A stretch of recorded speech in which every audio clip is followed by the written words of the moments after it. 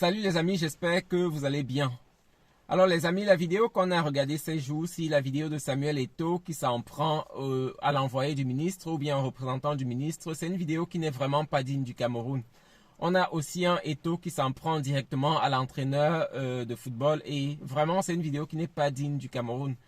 Plusieurs personnes se sont prononcées là-dessus depuis que la vidéo est sortie. Plusieurs personnes se sont prononcées et on a une série de footballeurs qui s'alignent derrière Samuel Eto'o. C'est vrai que le contexte, on peut comprendre parce qu'on a un ministère des Sports qui s'ingère dans les affaires de la FECAFOOT, ce qui ne devrait pas être parce que la gestion réelle du football devrait se faire par la FECAFOOT. Mais au Cameroun, on a toujours eu le sport géré par le ministère, géré par le ministre. Et parfois, on entend même dire que tel joueur ou tel joueur a joué juste parce que le ministre voulait. Le ministre a donné son accord. Donc, c'est quelque chose, c'est une situation qui n'est pas normale. Il faudrait que cette situation change. Donc, le football doit être géré par la FECAFOOT en premier. Le ministre des Sports, le ministère des Sports gère le sport sur le plan juste administratif. Mais la gestion réelle, le choix de l'entraîneur et tout, devrait se faire normalement par la FECAFOOT parce que c'est la FECAFOOT qui a la capacité, qui a les aptitudes de faire cela.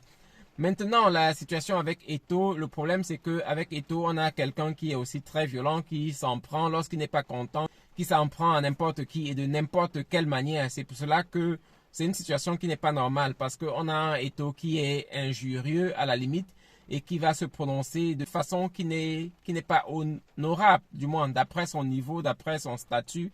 Il ne devrait pas se comporter de la sorte. Il pouvait avoir une discussion plus simple, une discussion plus normale. Il aurait pu même empêcher que le représentant du ministre entre dans les bureaux de la FECAFOOT et ça n'aurait pas fait beaucoup de polémique.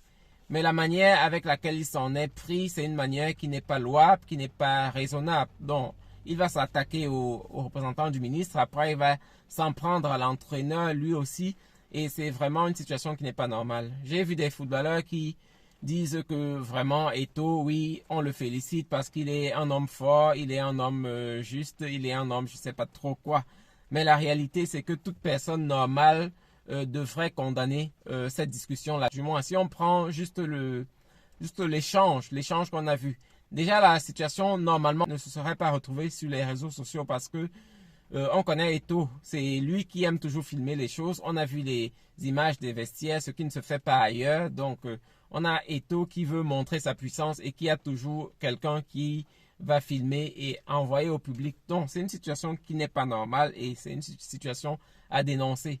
Maintenant, l'ingérence du ministère des Sports dans les affaires de la FECAFOOT ou bien dans les affaires techniques du football, c'est pas aussi normal. Il faudrait que les choses reviennent dans l'ordre, que les deux parties se remettent ensemble pour pouvoir davantage gérer le football camerounais et apporter les victoires au Cameroun. C'est un peu mon avis là-dessus. Dites-moi dans les commentaires ce que vous pensez. Bonne journée à vous.